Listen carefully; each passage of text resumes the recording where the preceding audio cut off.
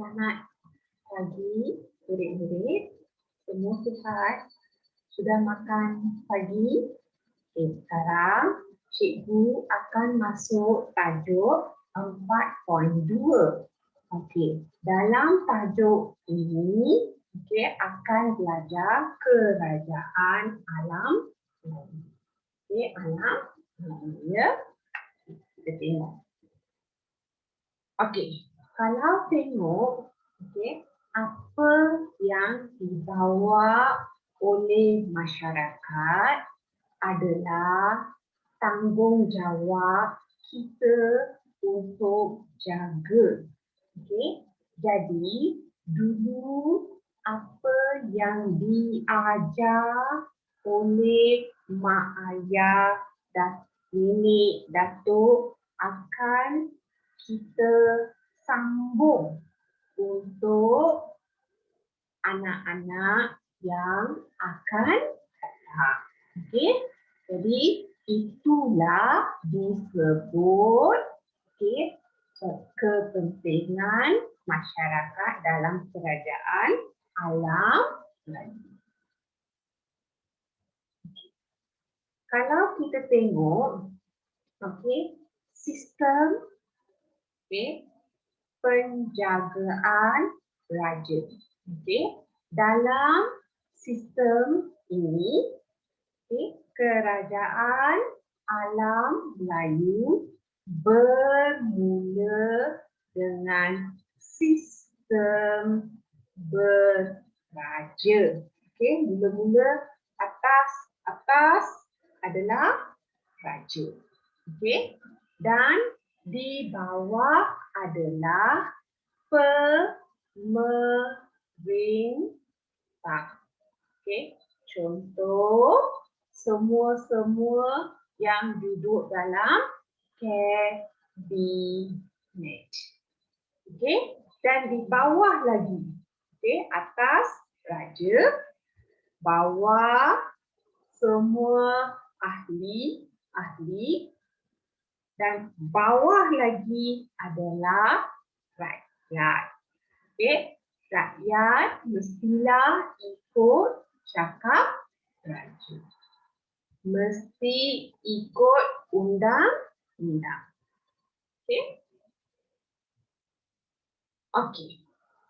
Bagaimana cara untuk pilih raja? Biasa adalah dengan lihat pada keturunan yang suci dan berdaulat. Raja juga boleh dipilih dari kumpulan tentera, contoh kerajaan Funan dan juga Champa. Dan kalau awak tengok, perempuan tak boleh jadi raja, tapi perempuan dari Majapahit ada dipilih jadi raja. Itu gambar. Tapi tanah Melayu tak ada raja perempuan. Kedudukan raja. Semasa ada agama Hindu dan juga Buddha, raja adalah dewa yang dihormati. Kedatangan Islam jadikan khalifah. Jadi Raja mestilah ditaati. Okey? Dan sesiapa yang salah laku dengan raja akan dapat derhaka.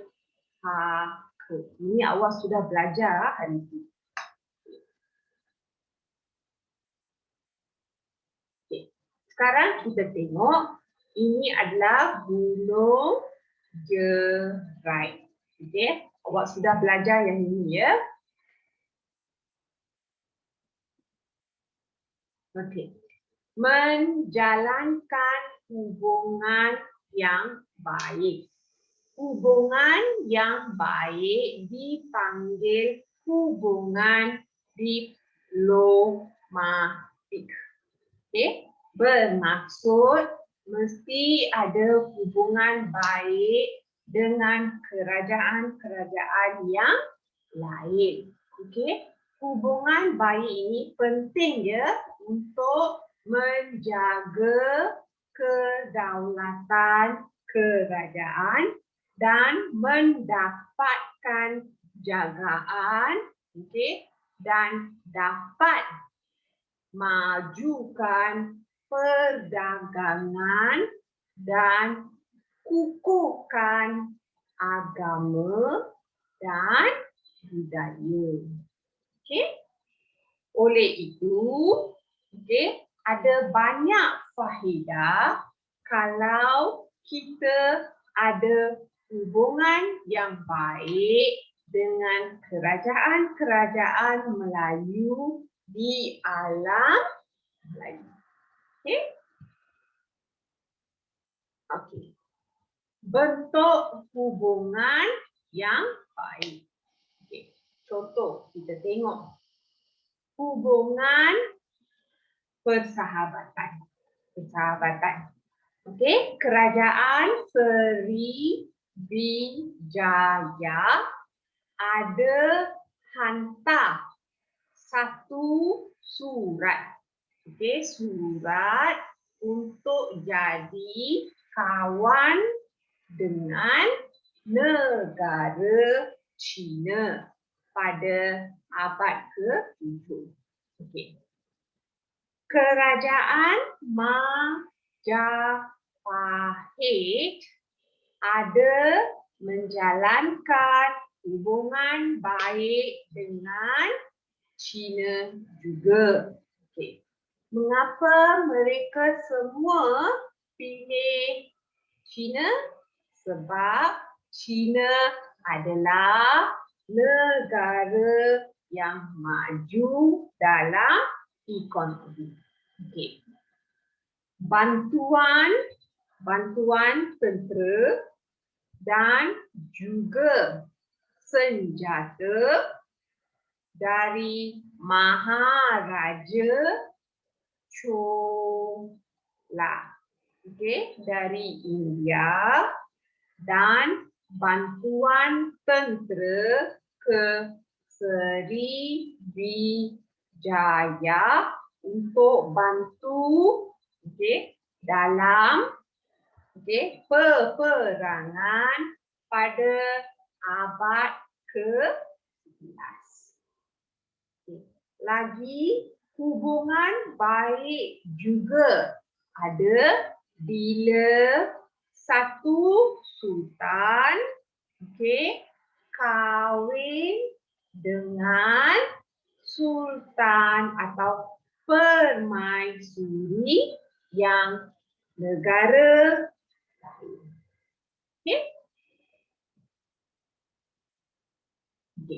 Sekarang kita tengok ekonomi. Ekonomi masyarakat kerajaan alam Melayu bergantung pada tempat mereka. Tempat akan berkembang kalau ada sungai. Atau ada pantai. untuk majukan ekonomi dan dapat jalankan perdagangan. Okey? Okay. Ekonomi dapat dimajukan kalau ada tanah yang baik, ada air yang cukup, dan kalau ada pelabuhan. Okey? Mengapa mesti ada tanah yang baik? Okay, kalau awak tengok, awak tahu tanah yang baik dapat majukan pertanian. Contoh sungai Mekong. Okay. Lagi sungai Berantas dan banyak. Awak boleh tengok dalam buku teks. Okay. Kalau ada, buat sistem perairan, akan majukan tempat itu. Mengapa? Bila ada air yang baik dan cukup, orang dapat gunakan untuk penanaman padi dan juga untuk semua rempah rakus. Dan kemajuan ini dapat penting untuk ekonomi, tamadun.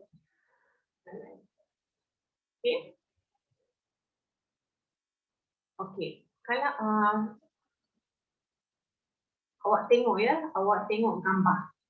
Contoh gambar itu adalah barik. Tempat simpan banyak. Sekarang binaan pelabuhan. Kalau ada pelabuhan, orang yang mahu berdagang akan datang ke tanah atau tempat itu. Jadi, apa yang akan berlaku adalah perdagangan membolehkan berlaku perinteraksian dengan kerajaan-kerajaan yang lain. Bila ada interaksi dengan kerajaan-kerajaan lain, ini akan tambahkan hubungan yang baik. Dan masyarakat kerajaan alam Melayu dapatlah banyak ilmu yang tinggi dan dapat belajar untuk pergi jauh naik kapal. Dan masa yang sama dapatlah majukan pertanian dan perdagangan yang mula-mula merupakan satu kemajuan yang penting. Pelabuhan di kerajaan alam Melayu berkembang jadi tiga bentuk. Satu, pelabuhan untuk simpan.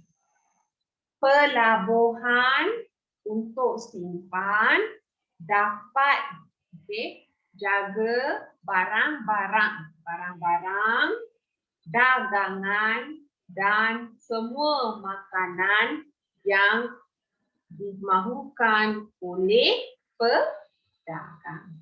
Okey. Itu satu. Yang kedua, pelabuhan kerajaan. Bila pelabuhan kerajaan akan simpan jadi pusat pentadbiran atau kerajaan di pelabuhan itu. Okay. Pelabuhan nombor 3, pelabuhan entry port. Penting ya. Okay. Kalau pelabuhan entry port penting sebab pelabuhan ini akan menjadi tumpuan semua orang datang dan akan kumpul barang-barang dan jual barang-barang yang mereka bawa. Okey, jadi tukar-tukar barang. Beli dan jual bermaksud entry port. Okey.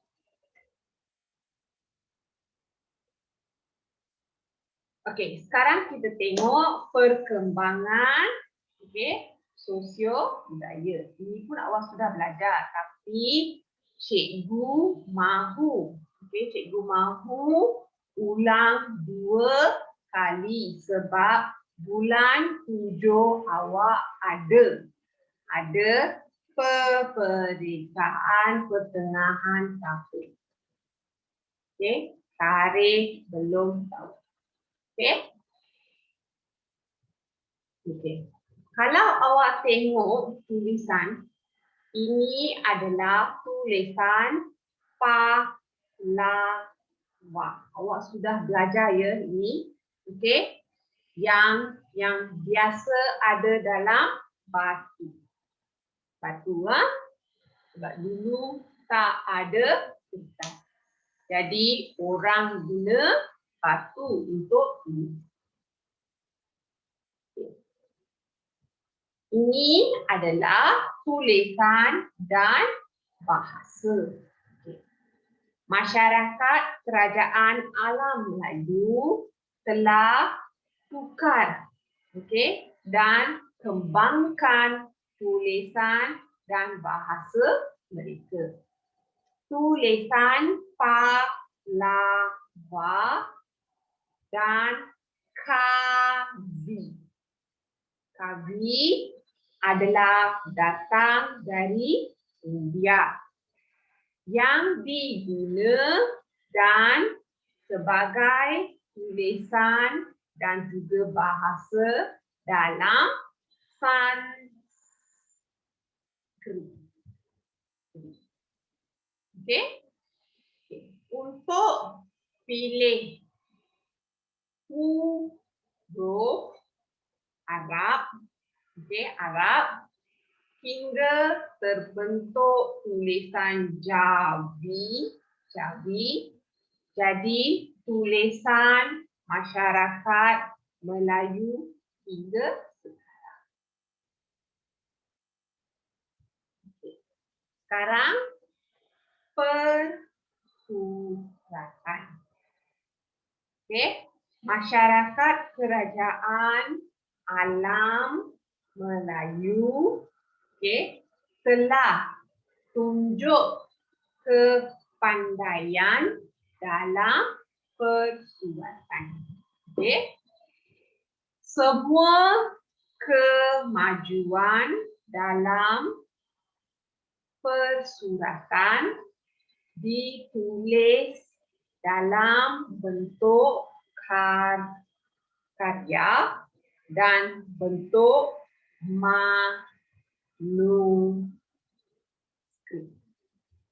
manuskrip.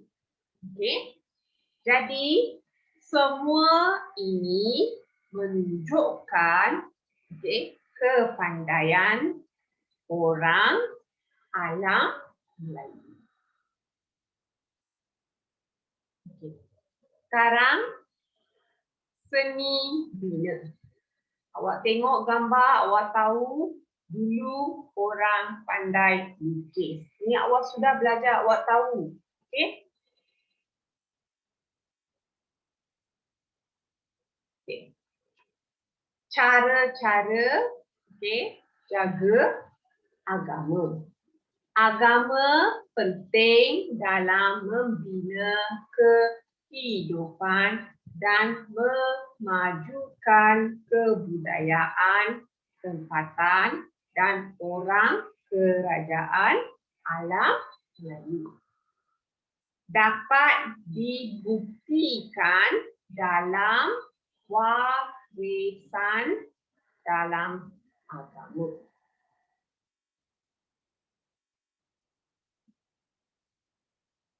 Okey. Kalau cakap agama, masyarakat kerajaan alam Melayu ada cara untuk terima agama. Dalam agama tak boleh paksa orang. Okay? Islam akan sebar di semua tempat sebab tak ada orang yang paksa untuk terima agama Islam. Okay. Contoh kerajaan Champa dan juga Angkor, mula-mula adalah agama Hindu. Dan tukar jadi agama Buddha. Kalau tengok tak ada orang paksa untuk tukar. Rakyat sendiri.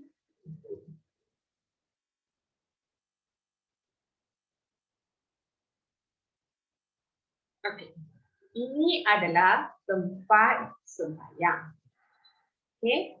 Bila ada sifat tolak ansur, jadi agama akan maju dengan sendiri.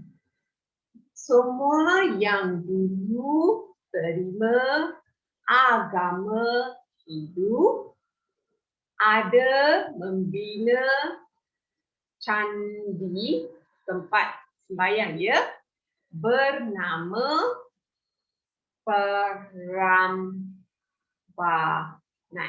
Prambanan dan ada tempat sembahyang bernama Borobudur.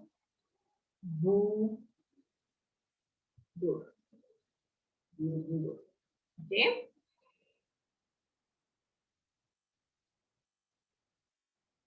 Sekarang tengok Raja Jayavarman. Okay. Agama menjadikan raja dan rakyat bersatu. Raja mahu agama untuk kuatkan kedudukan. Okey, jadi rajalah. Okey. Dan kumpulan Brahmin, dan juga raja akan bekerja sama. Tadi awak tengok gambar raja ini, adalah raja yang beragama Hindu dan ikut Brahmin. Okey. Sekarang ini adalah juga berkaitan dengan agama. Golongan agama di tempat dan juga kerajaan. Mereka dipilih okay, dalam kerja-kerja pentadbiran dan juga ada jumpa di kerajaan Funan dan Angkor. Ya. Dan kerajaan lain. Yang lain adalah di alam Melayu sendiri. Okey. Sekarang tengok okey, tempat sembahyang yang besar dan jadi contoh adalah tempat sembahyang Borobudur. Borobudur dalam gambar. Dia besar ya dan cantik. Sekarang pun ada. Okey.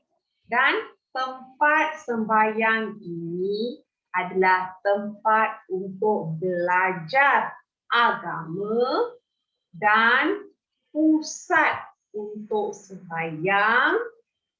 Okey. Dan juga tempat untuk sembahyang nenek moyang dan pusat untuk semua orang jumpa di sini untuk bermesyuarat. Okey? Jadi cikgu sudah mahu habis. Okey, satu lagi. Okay. Ini adalah untuk Islam. Okey, Masjid Demak. Okey.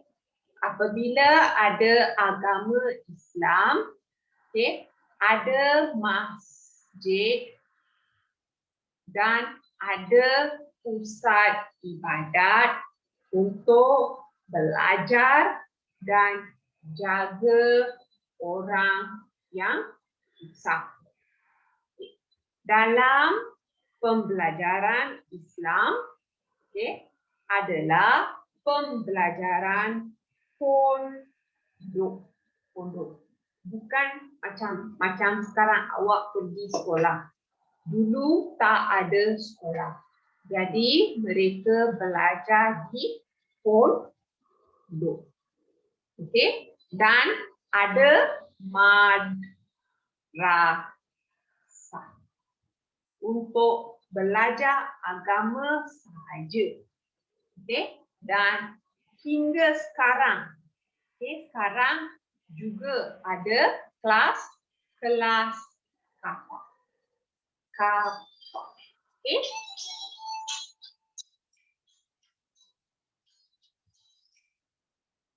Okay, ada kelas kafah. Okay. Cikgu dah habis. Okay. Awak belajar hingga tajuk. Okay. Terima kasih. Bye.